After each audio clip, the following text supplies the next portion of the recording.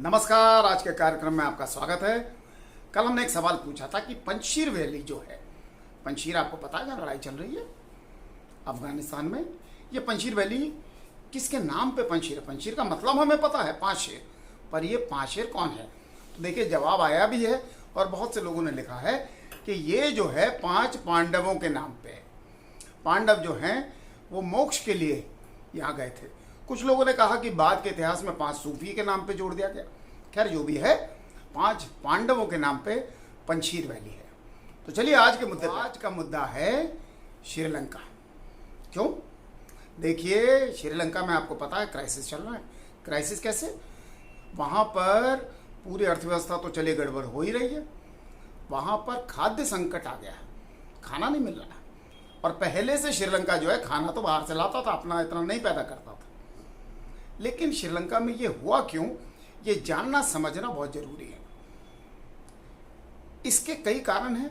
एक तो यही है कि कोविड फैला तो श्रीलंका की अगर आमदनी का स्रोत देखें तो सबसे बड़ा कारोबार क्या था? पर्यटन, टूरिज्म उनकी आमदनी का स्रोत था।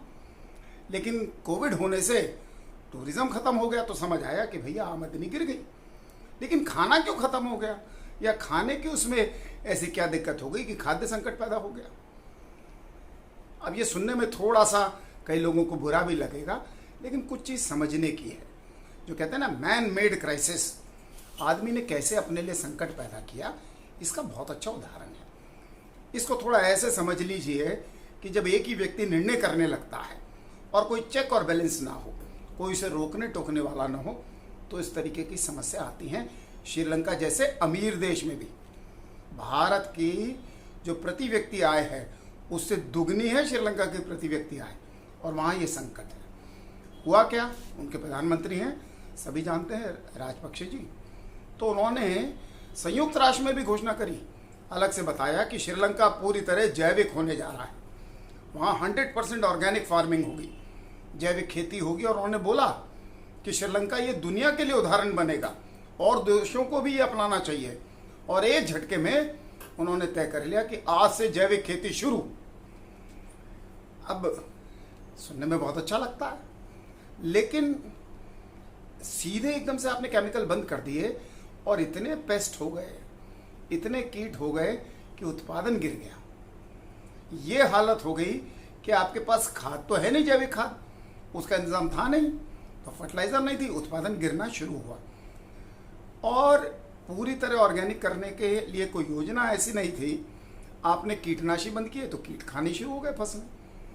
अब इसमें दिक्कत क्या हुई कि निर्णय एक ही आदमी ने लिया। वैज्ञानिक मना करना चाह रहे थे पर नहीं बोले, क्योंकि चलती तो उन्हीं की थी, प्रधानमंत्री जी की।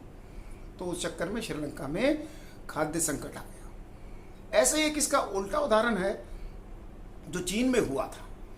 माओ ने यह देखा कि फसलें जो है कीट खा जाते हैं, तो माओ साहब ने भी घोषणा कर दी कि जितने भी ये पेस्ट हैं, नाशी जीव बोलते हैं वैसे वैज्ञानिक अभी ने, हम कीट बोल देते हैं, सभी कीट नुकसान नहीं करते हैं। आप जानते हैं किसान कहते हैं ना मित्र कीट, तो नाशी जीव जो थे पेस्ट, उन्होंने कहा इसे खत्म कर दो। तो पेस्ट में कौन था? पेस्ट में चिड़िया भी थी, ऐसी भी चिड़िया जिन्हें स्पैरो बोलते हैं, आपको पता है ना, वो 2 फॉर जॉय 1 फॉर सॉरो, ये हम देखते हैं। इसके अलावा स्पैरो जो गोरैया होती है, वो छोटी चिड़िया जो यहाँ से भी विलुप्त हो गई है। तो गोरैया को लेके उन्हें बड़ी दिक्कत थी। गोरैया मैं जानता हूँ, 2 फॉर जॉय 1 फॉर सॉरो में गोरैया नहीं है, लेकिन गोरैया जो है उन्हें लगा ये भी खाती है फसलों को, इसे भी विलुप्त कर दो। तो खूब कीटनाशी छिड़के और गोरैया भी खत्म। चिड़िया को भी उन्होंने पेस्ट में गिन लिया, नाशी जीव में। तो जब चिड़िया खत्म हुई तो उसके साथ, चिड़िया तो कीट खाती थी, कीड़े मकोड़े और जो भी थे वो खाती थी, वो खत्म हो गई। तो ये हालत हो गई कि फसल और बर्बाद होनी शुरू हो गई। और उसके बाद चीन का दोस्त था रूस, तो रूस से चिड़िया जो हैं मंगाई गई, लेकिन आते आते बहुत साल लगे, तो उन्होंने पेस्टिसाइड पे जोड़ दिया, इन्होंने पूरा जैविक कर दिया। तो ये संतुलन जरूरी है, ये हर एक्टिविस्ट को समझना होगा। दुनिया का 85% जो दालचीनी है, दालचीनी जो है वो श्रीलंका से आती है। इस साल 50% कम होने का अनुमान है, एक आशंका है। उसका फायदा मिलेगा भारत जैसे देशों को, दाम भी बढ़ेंगे। तो जो कमोडिटी के एक्सपर्ट सुन रहे हैं वो भी समझे कि इलायची, दालचीनी, काली मिर्च, चावल, इनके दामों में कितना असर पड़ेगा। तो खैर, श्रीलंका हमें ये बताता है कि मैन मेड क्राइसिस कैसे होता। तो उम्मीद है आप इस चीज़ को समझ गए होंगे, समझना भी चाहिए, और इसलिए जो भी नीति बन रही हैं उन पर नज़र भी रखिए। आंख बंद करके एक ही समाधान है, ऐसा नहीं होता। अब श्रीलंका सरकार वैसे ये भी कह रही है कि हम आपको जैविक खाद उपलब्ध कराएंगे। तो कहाँ से कराएंगे? गाय भैंस, सबसे ज़्यादा बायो वेस्ट, सबसे ज़्यादा गोबर तो हमारे देश में है। शायद हमें ही कुछ काम मिल जाए इसमें। तो चलिए आज के लिए बस इतना ही, आपसे विदा लेते हैं। जाने से पहले एक सवाल ही पूछ लेते हैं। मसालों की बात हुई थी, तो भारत में पुराने समय में एक मसाला था जिसकी कीमत सोने के बराबर थी।